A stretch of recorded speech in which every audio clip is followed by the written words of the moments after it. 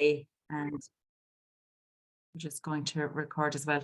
So I suppose just to welcome you all for the second time, actually, we had a little bit of a blip with John's presentation the last time round due to technical issues, nothing to do with electrical vehicles, I promise you, but it was an electrical issue.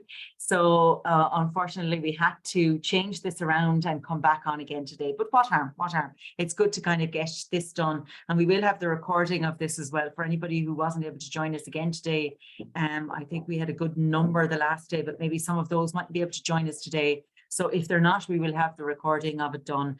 So we will. So I just want to thank, I suppose, John Daly, who has joined us today, and via the Rural Voices seminar series that we do in conjunction with the Department of Rural and Community Development. I think this is our 14th session. And we've had a really exciting number of presentations and projects throughout the last year or so.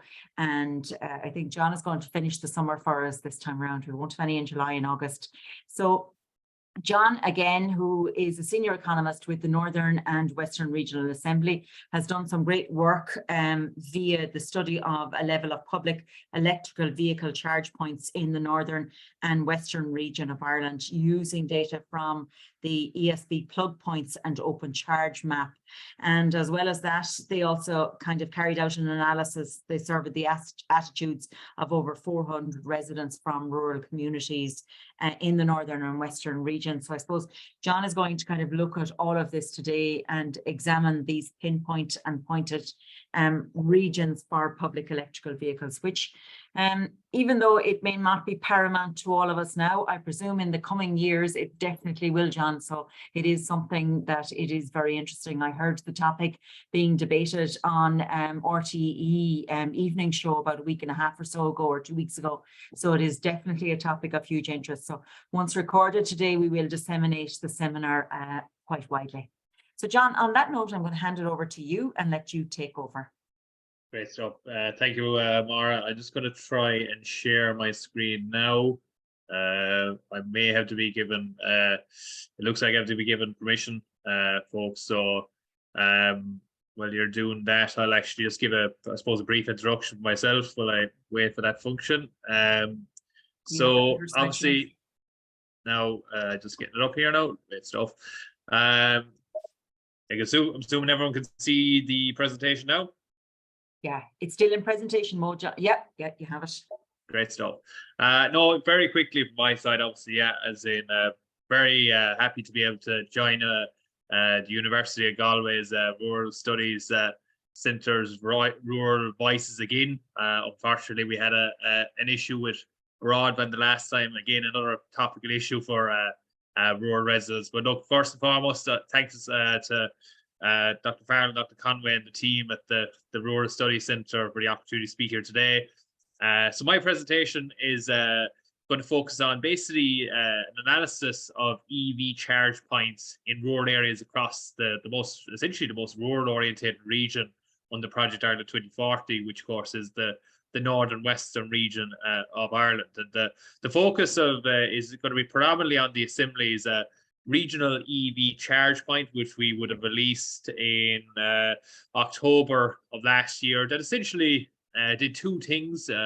Firstly, it examined the level of publicly available EV charge points in the Northern Western region of Ireland. And then secondly, it examined the degree to which this type of infrastructure and other policies related to EVs can support the uptake of EVs.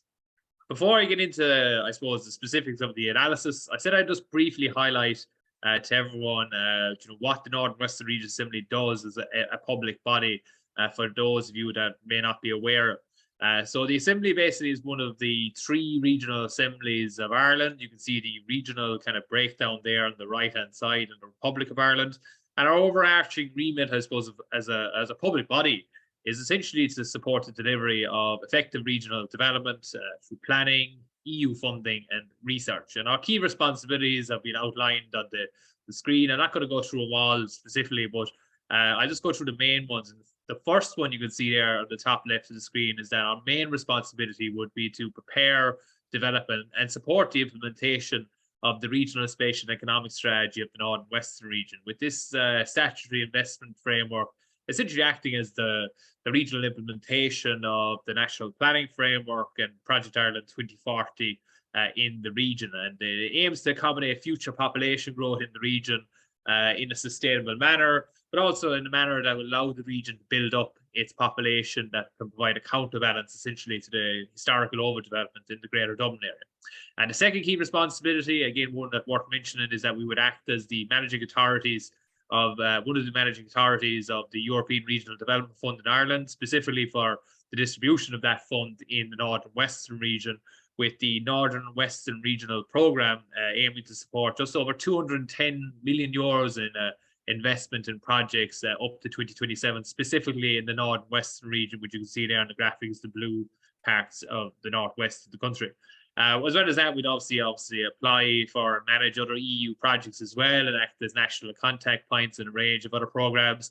And our final key responsibility, and most relevant obviously to today, is that the Assembly would be involved in developing, say, research and policy submissions as a means of essentially informing our policymakers, whether it be ministers, TDs, senators, MEPs, and county councillors, essentially of the opportunities and challenges facing the North and Western region. So within this context, I'll be outlining the main findings of our regional EV charge point analysis, which you can see on the screen now. And as I said, it does two things. It examines the level of publicly available EV charge points, and secondly, it examines the degree to which this type of infrastructure and other policies related to EVs can support the uptake of EVs. Just to give you some kind of background in terms of the analysis, so why did we undertake the analysis is kind of outlined in the 4 points on the screen now. So firstly, we basically did it because we wanted to support the implementation of specific policy objectives within our strategy, with the research aiming to implement regional policy objective 6.34 of our regional strategy, which is to promote the deployment of targeted, convenient and safe recharging infrastructure of EVs across the region, while also aiming to deliver on regional policy objective 6.33, which basically aims to encourage people to reduce their dependence on fossil fueled powered vehicles. Secondly and thirdly, as you can see on the screen, we want to support specific actions outlined under the Climate Action Plan, and also to support the implementation of the EV charging infrastructure strategy out to 2025, which was released relatively recently. And then finally, I suppose we wanted to, as in part of our advocacy role, we wanted to inform our traditional target audience, namely our ministers, MEPs, TDs, senators, councillors, and relevant government departments and local authorities of the kind of the findings of this analysis, considering obviously their ability to implement any actions that arise from this analysis. Consider regional structures in Ireland are relatively weak, and the resourcing in the assemblies is not at a level that we would be able to implement it in terms of fully. So undertaking the analysis then, we effectively had 3 research questions that have been outlined on the screen now. So essentially, firstly, we wanted to find out, well, what is actually the level of publicly available EV charge points that are available in the North and Western region, both in absolute terms and for every 100 square kilometres, compared to other NUTS 2 regions on the island of Ireland. So when we refer to NUTS 2 regions in this case, other NUTS 2 regions, we're referring to the Southern region, the Eastern Midland region, which essentially encapsulates the Greater Dublin area, and Northern Ireland, because Northern Ireland is, albeit a NUTS 1 region, is also a NUTS 2 region under the UK's designations, or their corresponding designations. Secondly, then, we wanted to find out the opinions of residents in Ireland's most rural-orientated region under Project Ireland 2040, which of course is the North and Western region, getting their opinions and attitudes on topics ranging from EVs to EV infrastructure, and how policymakers can, and how they feel that policymakers can improve the uptake of EVs within the region. And then lastly, then, we wanted to see to what degree does the provision of this type of infrastructure influence the future demand for EVs in rural regions, such as the North and Western region, compared to, say, other relevant policy initiatives, say, for example, such as EV grants, as a simple example. Now, in terms of the structure analysis, so essentially the regional EV charge point analysis is broken down into 2 areas. So firstly, there's the regional EV infrastructure analysis, which basically, as I said, identifies the number of publicly available EV charge points, specifically on each county on the island of Ireland. We also examine EV sales in each county in the Republic of Ireland in this section as well, but we won't reflect on that in the slides today. Secondly, then the regional EV survey findings then shows our survey findings of 559 residents from the Northern Western region, with the geographical breakdown as you see on the right hand side. And this actually shows, the survey finding shows their thoughts on a wide range of topics related to EVs, EV infrastructure, and again, how policymakers can encourage the uptake of EVs. And specifically, I suppose, for today's purposes, and considering obviously the nature of the seminar, we're only going to be highlighting the specific results related to individuals within the Northern Western region who reside either in small towns, which Ireland thinks is defined as a population between 2K and 10K, villages, and basically other rural areas, which is effectively the countryside. This again is the definitions that would be provided by the survey company that we would have hired for the survey analysis, or to undertake the survey work for us, which would be in Ireland Thinks. In terms of the data sources, Mara kind of touched on it earlier on there, but some of the kind of publicly available data sources we would utilize in kind of identifying the number of charge points in public spaces would have included Plugshare, Open Charge Map, the ESB's EV Charge Map, and as well as that, we would use CSO data regarding EV sales. While the survey company, Ireland Thinks, would have carried out the survey results, found the survey for some survey findings for us, and we would have analysed that in partnership with them. But moving on to the findings, so the section 2 now, we're going to look at specifically the key findings of the research and parts regarding the EV infrastructure analysis. So in this analysis, I suppose there's a couple of things just to note before we begin. We only identified the number of publicly available EV charge points that were located in public spaces. So that by definition, we do not include EV charge points, say, in private households. And it's important to acknowledge, obviously, that we obviously openly note that the majority of EV charging will take place in private households in the future, but nevertheless, the provision of this infrastructure will be key to supporting the uptake. Furthermore, we only identified as well, or we specifically identified the EV charge points as opposed to the actual EV station or unit. So some examples on the screen now, we would identify a charge point being defined as the charger that is actually either being inserted into the EV or the plug which allows an EV owner to use their own cable. So in this regard, we're effectively using the definition used by the ESB in identifying the number of EV charge points in which they manage and operate as per their EV charge point map. And using this kind of methodology, we would have, as you can see from figure 1, we would have identified that there was a total of 488 publicly available EV charge points in Northern Western region of Ireland as of the first week of October 2022. Now, obviously, as you can see from the graphic, this is lower than the corresponding totals that were found in Northern Ireland, which was 529 EV charge points in public spaces, the Southern region, 920, and the Eastern Midland region, where just over 1,200 were found to be located in that region as of the first week of October 2022. And this is quite significant, as obviously the Northern Western region is the most rural orientated out of the 4, and that's 2 regions based on the latest statistics. And by nature, it would be best placed to capitalize, I suppose, on the potential of EVs as a result of this rural kind of structure, with obviously more urban regions such as the Eastern Midland region having a greater potential in utilizing, say, for like more public transport options, considering obviously greater levels of density. And such information, as I said, is going to be available on a county level, as evident from table 1, with the counties of the Northern Western region marked in black. And notably, as you can see from the bottom right of the table, out of the 10 counties with the lowest number of EV charge points in absolute terms, 7 were located either in the Northern Western region or in Northern Ireland. And the counties with the highest number of EV charge points, you can see there on the top right, were Dublin with 639, Antrim, which of course is to be expected considering the location of Belfast, Cork, Kildare, and of course as well Galway.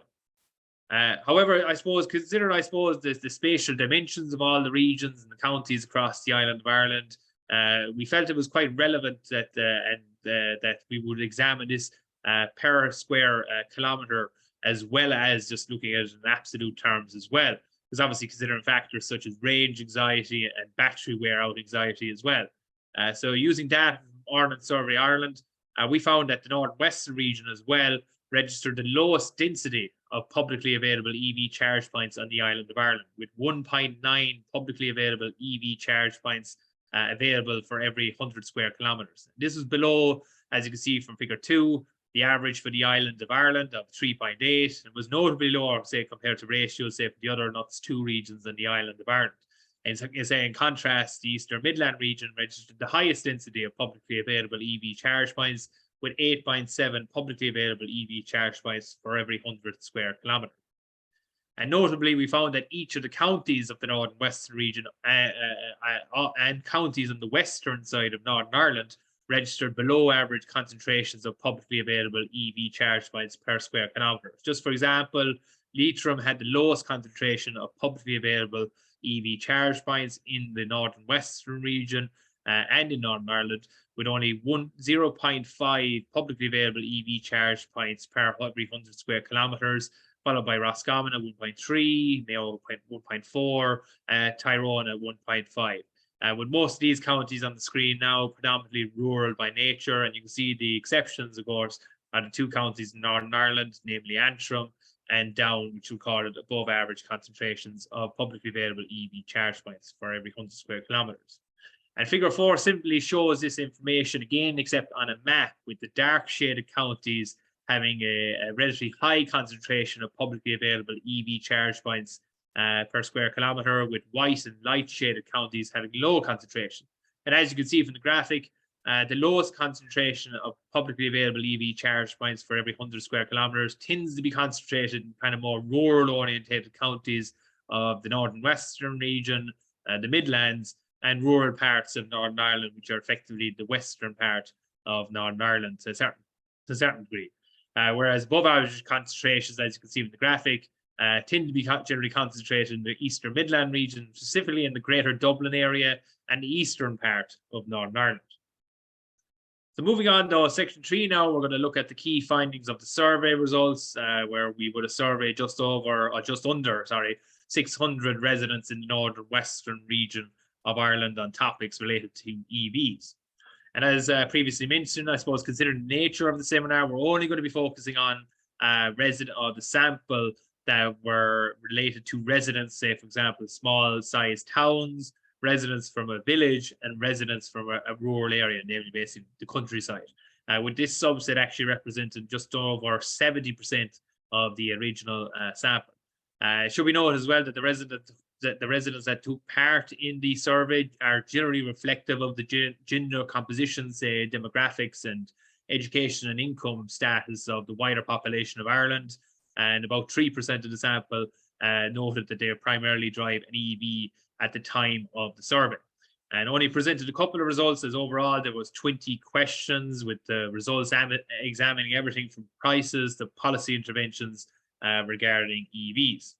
So this is the key kind of question here, and it's one to just take note of for later on. So one of the initial questions in the survey, and all things equal as a baseline, we asked respondents, well, what do you believe are the chances that you will buy a new EV, not a hybrid, in the coming 12 months? And the responses are categorized under very likely to somewhat likely, unsure to somewhat unlikely to very unlikely. And as you can see, notably 3% of individuals from either a small town, village, or rural area in the Northern Western region felt that they were likely to purchase an EV in the coming 12 months, with 5% somewhat likely, 1% unsure, 10% somewhat unlikely, and notably, and quite significantly, 81% noted that they were very unlikely to purchase an EV in the next year, which is obviously considerably high. And these responses obviously represent our baseline response, and it's important to remember them when we're referencing back to them in later questions. We're kind of posing policy scenarios to residents and seeing how it affects their potential demand compared to their original response. But we didn't actually proceed to start asking questions of respondents regarding, say, the provision of publicly available EV charge points to build up the kind of profile on their thoughts and kind of to address research questions 2 and 3. So we asked, relative to the rest of the country, do you think your local area has enough publicly available EV charge points? And notably, and quite to be expected, 82% felt that there wasn't enough publicly available EV charge points in their local area compared to the rest of the country. 13% were unsure, and 4% felt that there actually was enough in their local area. And then we then proceeded to ask in which of the following locations should there be more EV charge points in the future, specifically then asking for their first preference. And notably, as you can see from the graphic, 39% of respondents from either a small town, village, or rural area in the northern western region felt that there should be more EV charge points, essentially petrol stations, in the future, with the second most popular response being work locations at 17%, then housing estates at 15%, and in town centres and supermarket car parks at 14%. And these are just the top rated responses we would have received. And then we asked in what level of EV charge points you think would be needed, in your opinion, in order to encourage a greater uptake of EVs and to reduce range anxiety. Again, asking for their first preference here. And again, only the top 5 responses are included in this graphic. So you can see there, 32% of respondents felt to encourage a greater uptake of EVs and to reduce range anxiety, at least 2 EV charge points were needed in every town and village in the northern western region. 19% felt in terms of their first preference that there should be at least 2 EV charge points for every 5 kilometers. 16% felt that should be just 1 EV charge point in every petrol station. And 15% felt that there should be at least 2 EV charge points in every town. And then 11% noted that there should be at least 2 EV charge points for every 10 kilometers. So we're kind of getting a sense of the kind of spatial distribution of what would kind of reduce range anxiety and support a greater uptake of EVs. But then just finishing off the kind of general profile that we asked in respondents, how long do you think it would take normally to charge an EV at a publicly available EV charge point? With this question being relevant when we begin to propose the degree to which infrastructure can encourage uptake. So the results show, as you can see from the bar chart or the pie chart, that 25% of respondents felt that it would normally take probably around 30 minutes to charge an EV at a publicly available EV charge point. 30% of respondents believed it would take an hour. 17% of respondents felt it would take 2 hours. And then 10% felt it would take 3 hours, and 18% would believe that it would take around 4 hours, with only 0.5% of respondents feeling it would take around 5 minutes. And this is notably important, but considering the next question, as the perceived charge times here from residents are quite far from the reality of the actual charging times, say, associated with fast 50 kilowatt EV charge points, which tend to be around an 80% charge in 30 minutes, and even a greater high-powered EV charge points, which tend to even be faster, which provide around 100-kilometer range in as little as 6 minutes. And they are available across Ireland, but in fairness, a lot of the charge points in public spaces are standard chargers, which would take several hours to charge over a day. So I suppose, having built up all this profile and this information, we started to pose some kind of policy questions then. So if you remember from the first question of the section, we asked respondents, what do you believe are the chances are that you will buy a new EV, not a hybrid, within the next 12 months, all things equal? And as evident from the black writing at the top of the screen. And the responses to our baseline rate, which would have been seen at the beginning of this section, have been captured in the following black bars. So remember, 3% noted they were very likely to purchase an EV, 5% somewhat likely, 1% unsure, 10% unlikely or somewhat unlikely, and then 81% very unlikely. However, we did ask respondents what their response rate would be if there was more fast 50 kilowatt EV charge points in public spaces, and we would explain to residents, well, 50 kilowatt chargers generally provide an 80% charge in about 30 minutes and would be middle range in terms of quality of chargers. And the changes are evident from the following blue bars. So when you, notably, if more 50 kilowatt EV charge points were provided in public spaces, then the percentage of rural respondents that were very likely to buy a new EV in the next 12 months, as you can see on the left-hand side, increases from 3% to 13%. The percentage of respondents that were somewhat likely rises from 5% to 15%. The percentage of unsures rises from 1% to 2%. The percentage of respondents that noted that they were somewhat unlikely, as you can see in the right-hand side, rises from 10 to 19. And while the percentage of respondents that were very unlikely drops notably from 81% to 52%. Therefore, I suppose considering all the information and also considering these response rates, it gives you a sense of the potential impact of providing more kind of fast EV charge points in public spaces as a means of supporting the uptake of EVs, specifically in rural communities within a rural region, and particularly when they're informed of the actual potential charge times. But while our results kind of show that infrastructure does matter when it comes to encouraging a greater uptake of EVs in rural areas, it's clear based on the other results of the other parts of the survey that the overarching component that will be key to supporting a greater uptake of EVs will be price. So it's essentially economic considerations. And this is evident from the following results. So for example, we asked respondents, can you explain the logic behind your preference regarding your desire to purchase an EV in the future? With this graphic showing the top 2 responses by rural communities, and we specifically break them down here by each area. And notably, affordability and the lack of EV charge points were the main factors explaining their preference in their response rate, with affordability consistently being the most prominent reason explaining their choice. So, for example, 44% of respondents in small towns noted that affordability, or specifically that they can't afford an EV, was the main reason for their choice of their response, with this figure rising to 60% in terms of residents from villages and 57% for residents from rural areas in the northern western region. Notably, 11% of all residents in small towns noted that the lack of charging infrastructure was the second reason explaining their preference in the response rate at the start, with this figure dropping to 7% for residents in villages and 5% for residents in rural areas.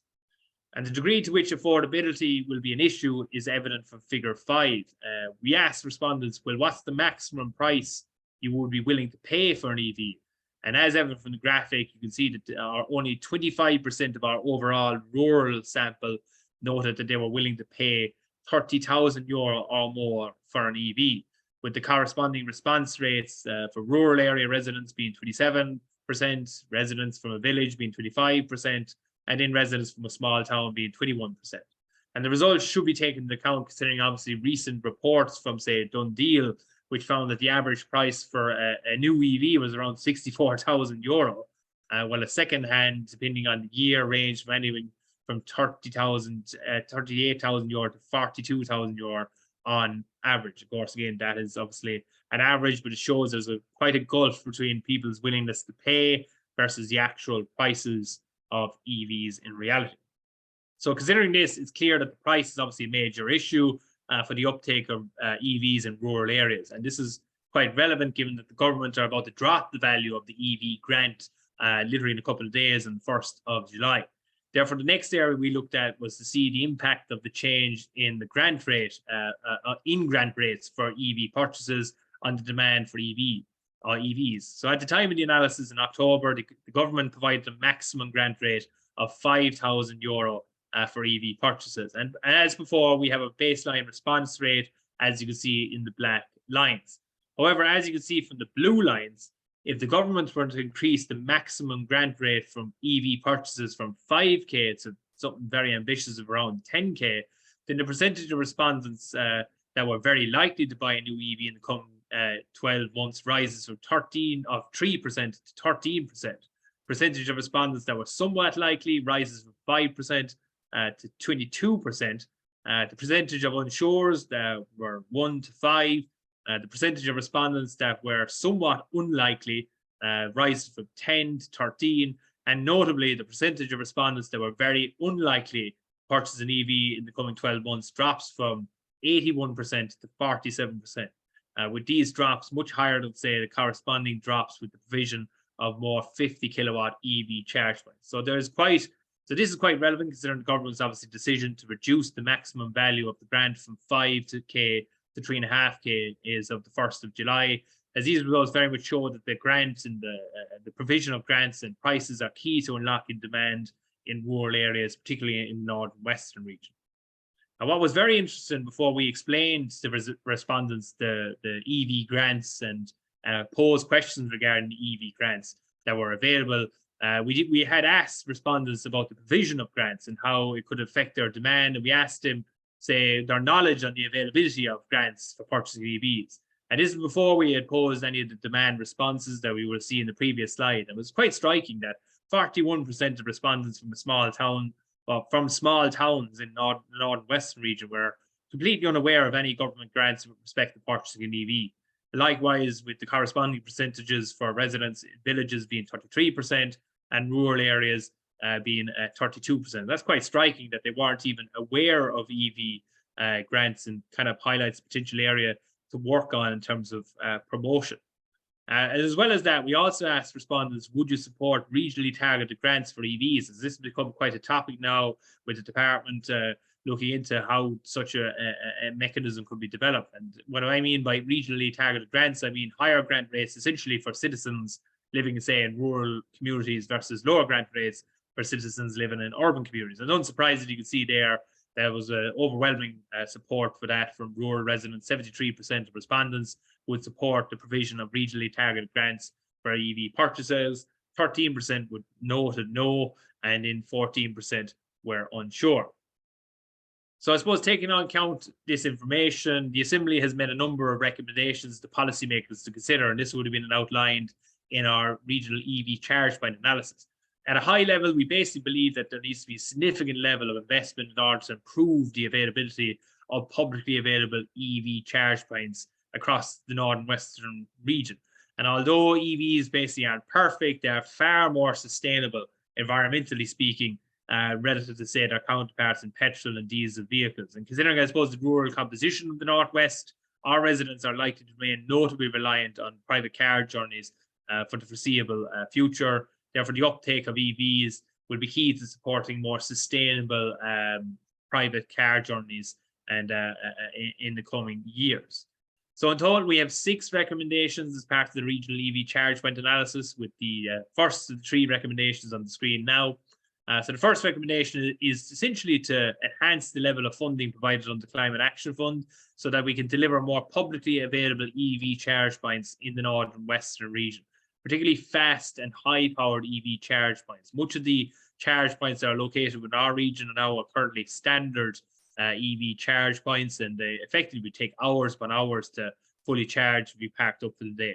And there's a lot of more bases to this. Obviously, out of the 4 NUTS 2 regions on the island of Ireland, our region registered the lowest density of publicly available EV charge points, with only 1.9 publicly available EV charge points for every 100 square kilometers. Furthermore, all 8 counties in the northwestern region obviously recorded below average concentrations, and this is despite the fact we are the most rural orientated region. On this basis, it's clear that that additional funding will be required in order to deliver more publicly available EV charge points within the region, and this is primarily done through the fund of the Climate Action Fund. The second recommendation then is to ensure the deployment of future EV charge points are predominantly located in convenient and accessible locations, in line with kind of preferences of residents. So, for example, such as petrol stations, town centres, housing estates, and of course work locations, which was the second most popular under our survey. And there should be at least 2 EV charge points in terms of aspiration for rural-orientated regions such as the northern western region as well.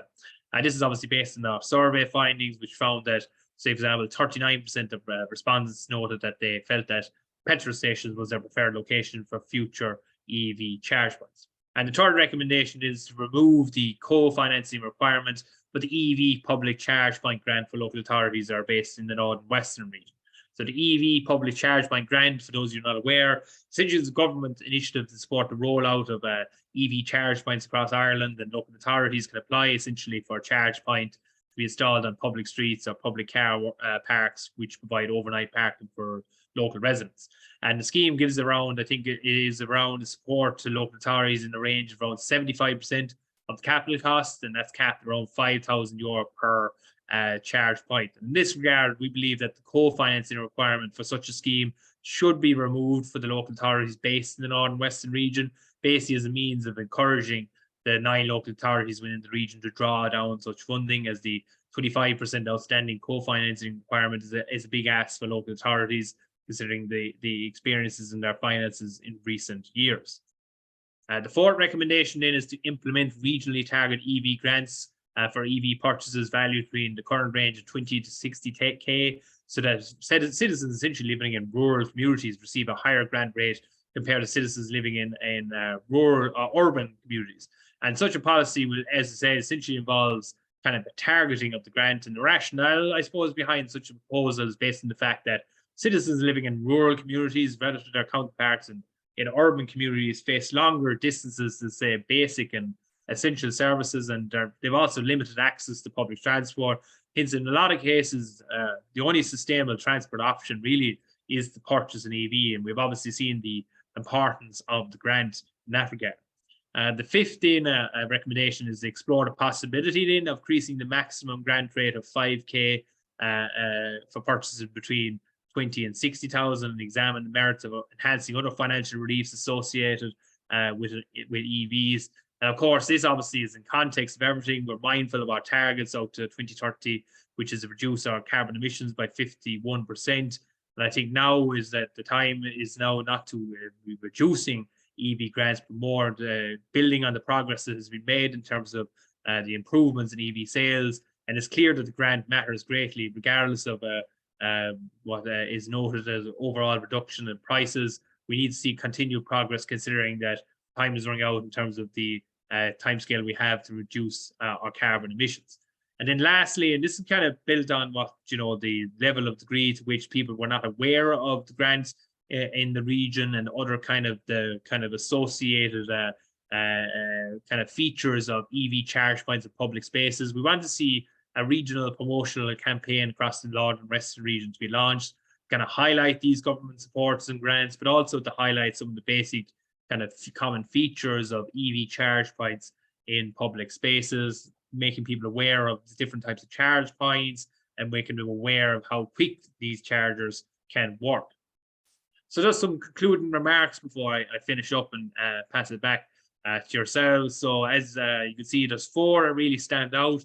Just in addressing research question number one, Northern Western region, based on the evidence that we've complied, clearly has a below average level of EV charge points compared to the other NUTS 2 regions in the island of Ireland, both in absolute terms and per square kilometres.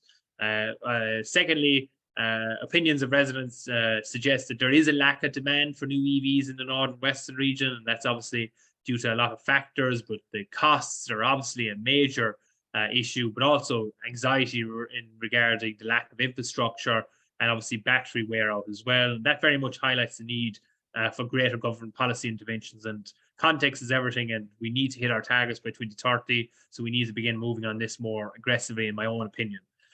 Thirdly, affordability of EVs and the use of EV grants is obviously key based on the results we've just shown you, and key to improving the uptake of EVs in the coming years. But that said, and the fourth point is that nevertheless, there seems to be a role for utilizing EV charge points in public spaces as a means of supporting demand for EVs in the Northern Western region.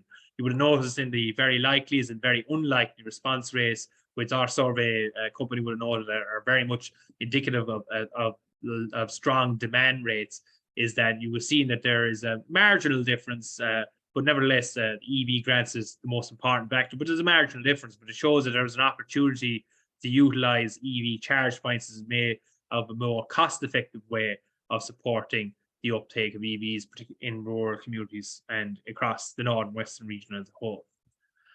So thanks everyone for listening.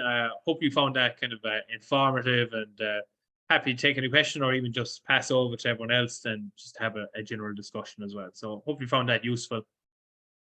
Perfect, John. Thanks a million, John. Yeah, I often do think that, sometimes policy, they're really driving blind unless they have the research behind them.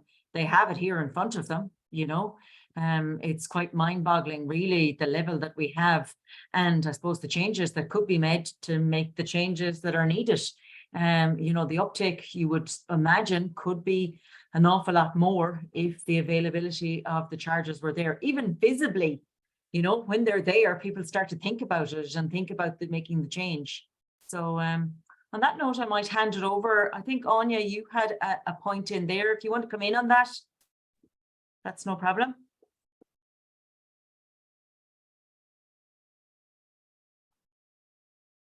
Sorry, Anya, I still can't hear you for some reason.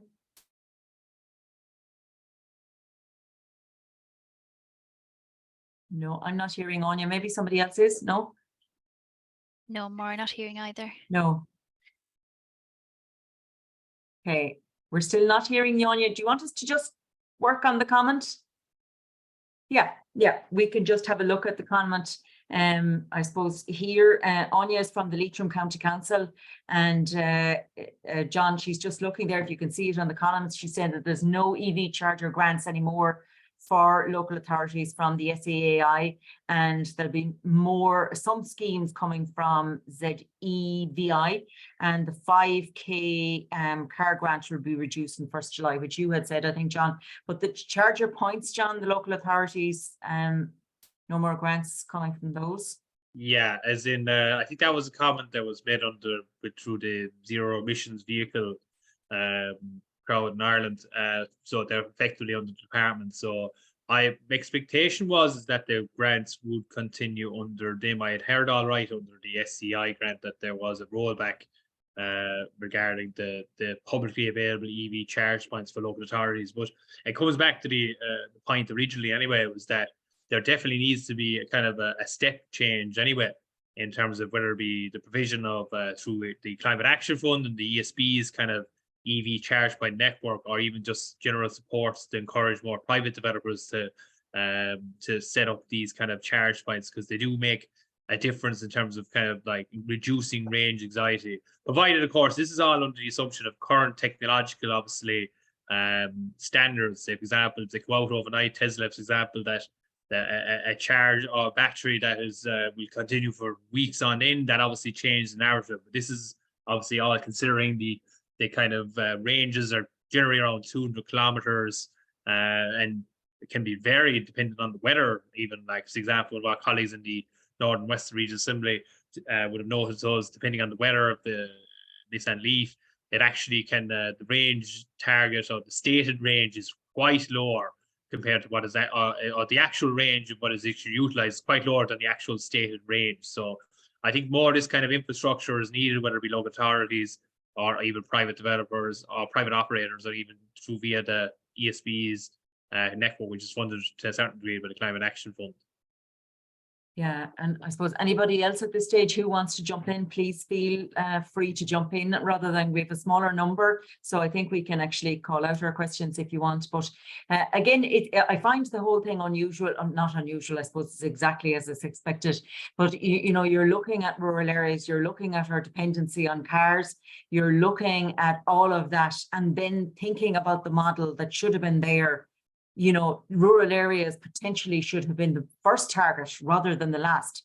You know, we don't have that transport infrastructure that they have in urban areas. So really the target of the EVs should have been within the rural context.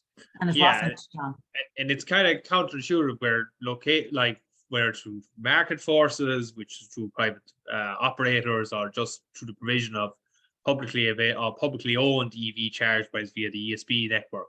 We're actually locating these, as you would have seen in the graphics, predominantly in urban-orientated regions and counties, say, for example, such as the Eastern Midland region and Dublin, which obviously is counterintuitive because they obviously have more opportunities, utilize, say, bus, train, Lewis, etc., as opposed to, say, for example, rural areas, as you would point out, Maura, which are completely reliant on private car journeys. And in a lot of circumstances, a family or an individual's only kind of option to support the transition to a low carbon society through their transport mode would be an EV. And then, as you would see from the graphics, there's simply not only is it below average level in absolute terms, but also it's lower level on absolute terms, but it's below average in terms of the density. And a lot of areas in, say, counties, if you break it down by, say, we wouldn't have in the graphics now, you break it down by local election area, within the actual county boundaries, for example, you would see parts of Galway County are notably low in terms of their provision of publicly available EV charge points, particularly in East and North Galway, if I remember right from our assembly meetings with the county councillors. So I think it's a regional approach almost certainly is needed to kind of take into account these kind of rural factors of the provision of the EV infrastructure. Yeah. Louise, do you want to come in there?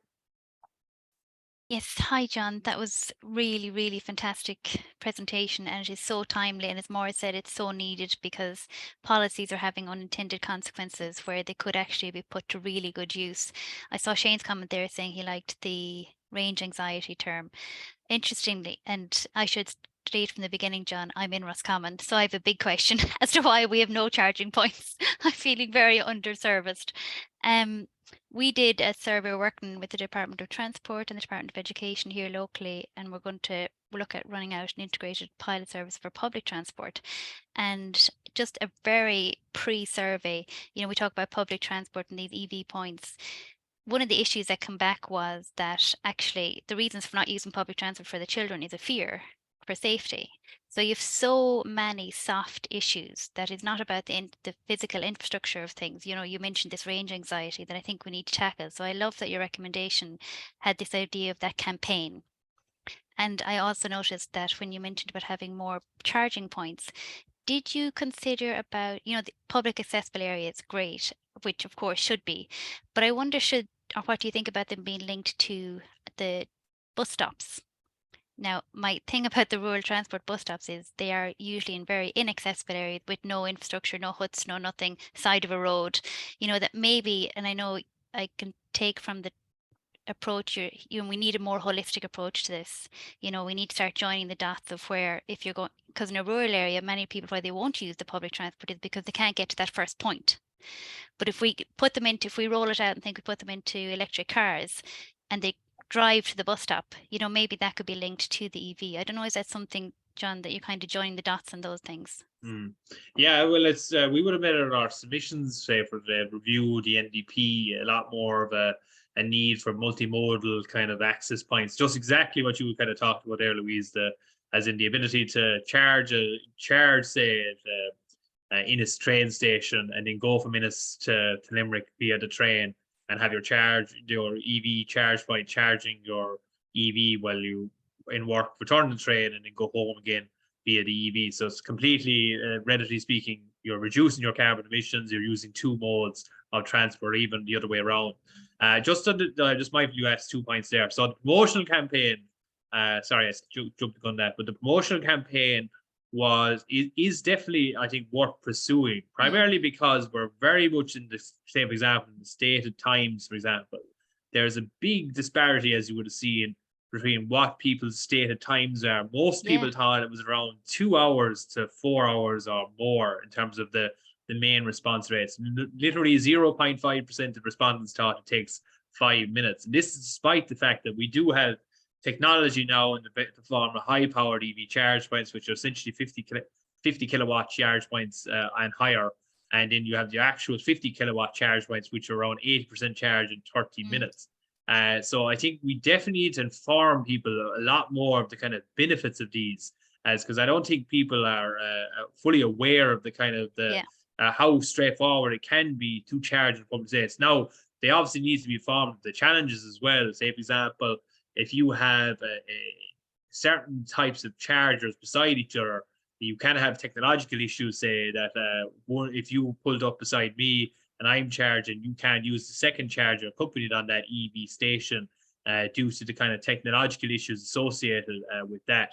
Now, how we overcome that, we just need to simply make sure that we have provision of more charge points, more target locations. This is kind of goes back to your second point, because I know what you mean about, as I said, it makes sense to have a kind of multimodal kind of model that we kind of provide a more holistic kind of approach to this. What the data kind of suggests to us, and what was coming across quite strongly in the surveys, is that there seems to be a flavor amongst kind of respondents for a more for EV charge points that follow the kind of traditional route of fueling, i.e., it's all a one-stop shop, your petrol station, essentially.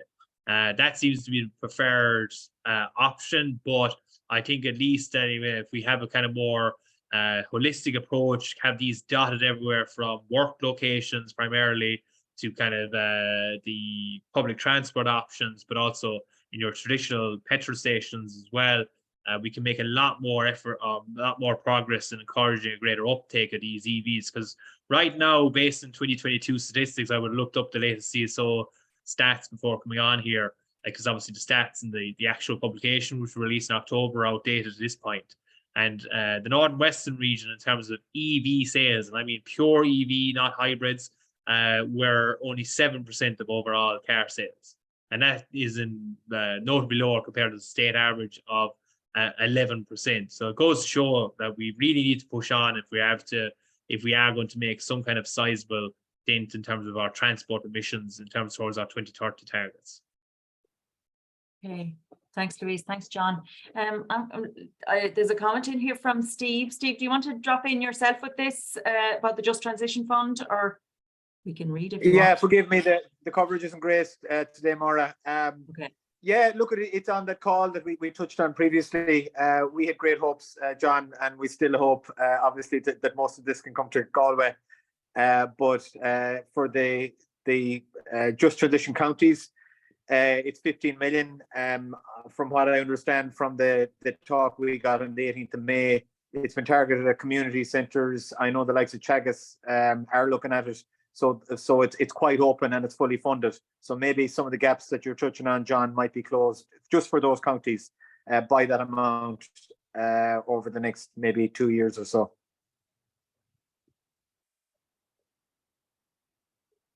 Yeah, that would be the hope, John. Have you any additional information, I suppose, on that Just Transition Fund and where it would be?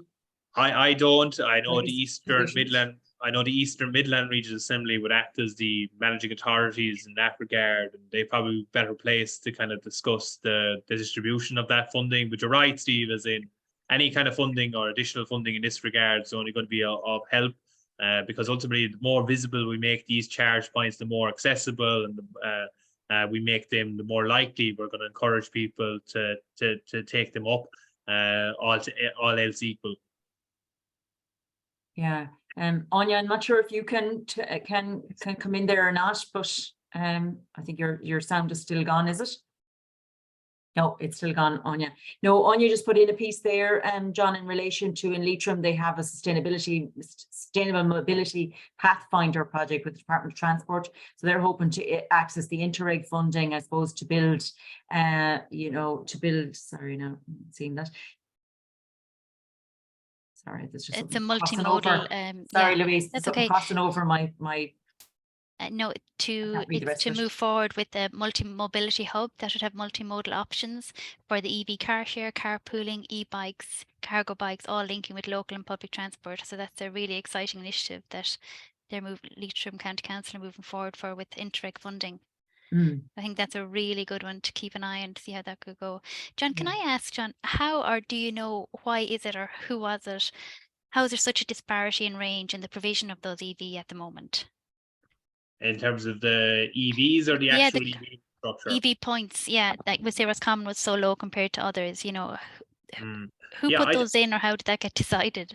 As I said, there's a couple of obviously mechanisms of how they get delivered, and while we can't dictate what private market operators do, like say for example, like the Tesla, say for example, where they put their, to a certain degree, where they put their infrastructure, we can determine, or to a certain degree, influence the provision of where the ESB because obviously it's a sizable investment of their kind of EV infrastructure is invested through the climate action funds. And that's why we've made, like, say, representations towards our TDs and our MEPs that kind of ensure that a greater kind of regional equity or equality is provided in terms of the provision of that infrastructure.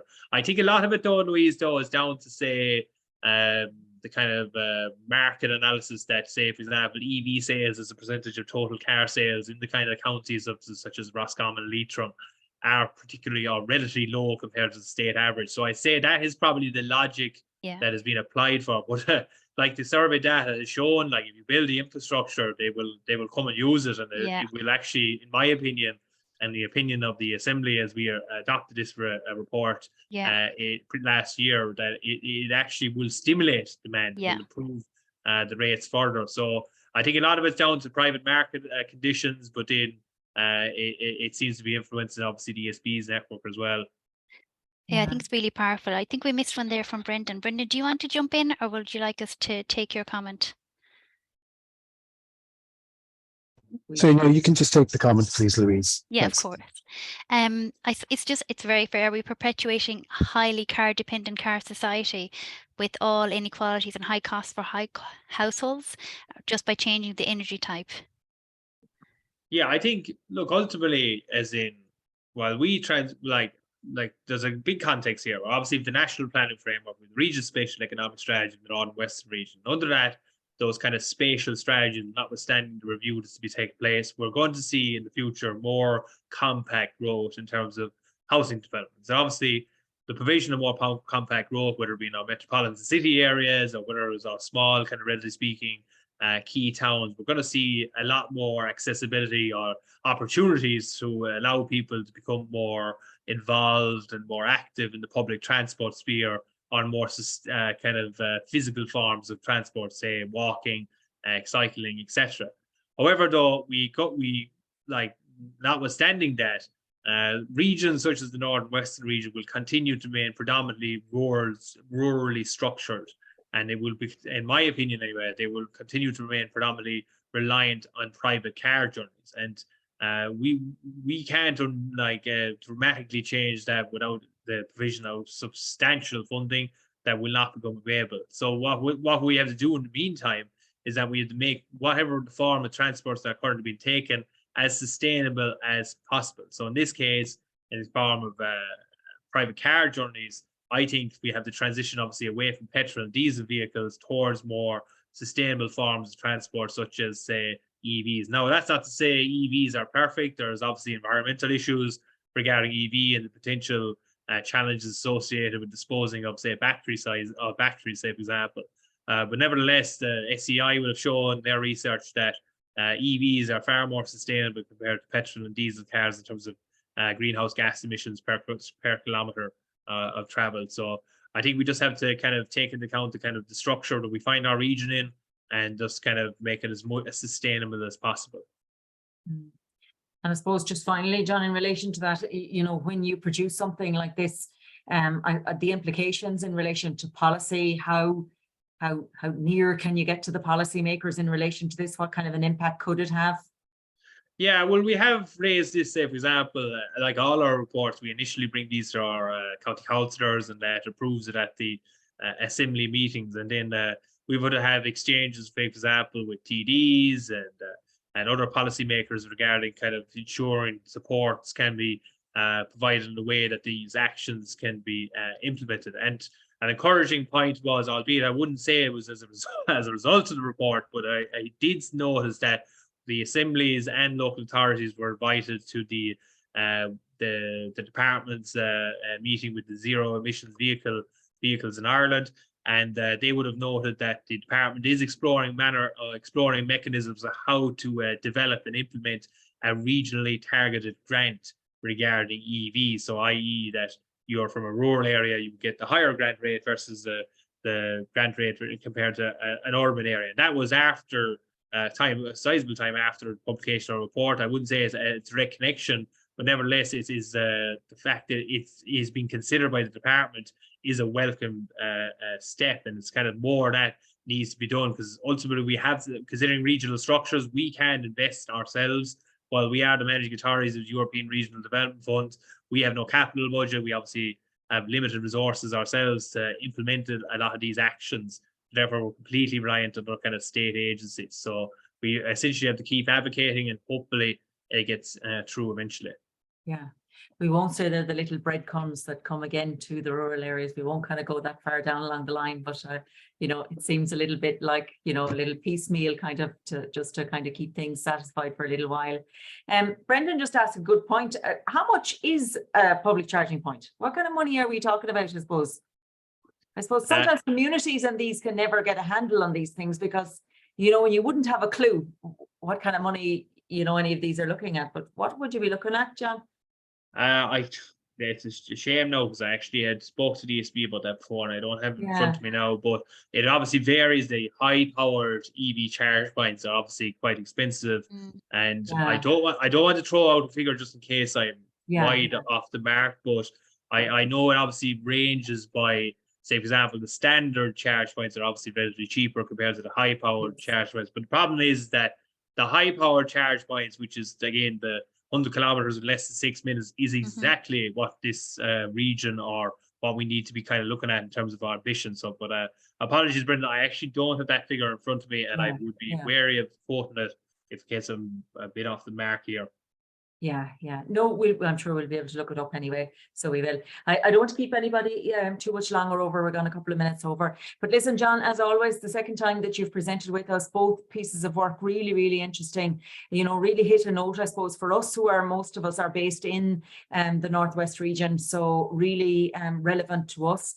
I think with this one, what we might do is, and I'm sure Anya even online with this, what we might do is we might maybe take the recording of this and maybe see, can we target the county councils directly with the recording and just see, can we build a little bit of momentum behind it, because I think it's such an important aspect and part of our future as well as our current rural living. But again, definitely the research is there. It's not telling anything possibly that we didn't know, but yet it's great to have it right in front of policymakers when they want to make these decisions and see where these points are and are not. So on that note, I want to thank you for joining us. I want to thank you, John, again for joining with us. Thank the Department of Rural and Community Development, as always, for partnering with us on the Rural Voices seminar series. I want to thank Shane in the background, who does a huge amount of work getting the seminar out there every month, and as well as all of the graphics that are associated with this. So Shane, thanks a million for that, as always.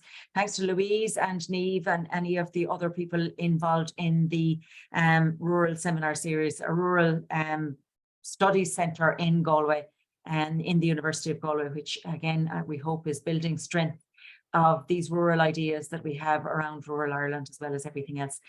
We won't be back until September. We've got some really interesting people to talk to us come September, October, November next year. A couple of international people, but also a couple of people. We've one very interesting colleague of ours via the Ruralisation Project, who looked at the CAP, Common Agricultural Policy, and did some really interesting analysis of it right across Europe, and some other really good, interesting people as well to talk to us about rural issues and rural areas. So again, John, thank you very, very much. And thanks to everybody else for joining us as well today. Have a lovely evening and a good weekend. Thanks, everybody. Thanks, everyone. Thank you, John. Super work.